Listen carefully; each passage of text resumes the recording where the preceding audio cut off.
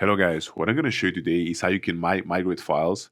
Hello guys, what I'm going to show you today is how you can migrate files to your folders inside of SharePoint. Okay, and to do so, we're going to use a tool that is called SharePoint Migration Tool, which is exactly what we're going to Google inside of just Google search bar. Okay, SharePoint Migration Tool.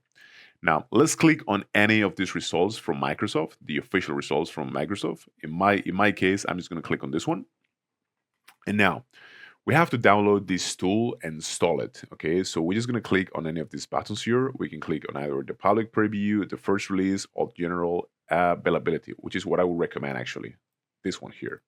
Now once we click in here, a file is going to be downloaded, which is going to be this one, and now we have to install this little program inside of our computer.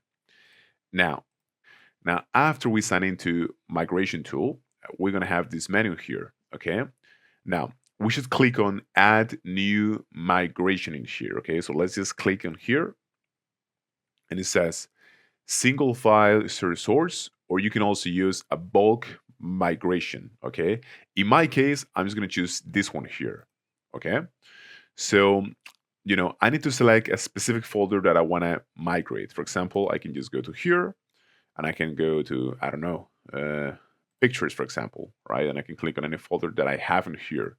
Let's say that I want to import, I don't know, somewhere, the screenshots folder, for example, right? So what I can do is I can click on next. And now I'm just going to select the destination, which is going to be SharePoint. And this is what's going to look like for me.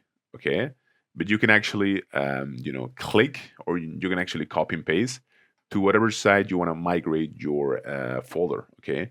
In my case, because I have signed into my SharePoint account, this is what I get. So that's it. Thank you very much.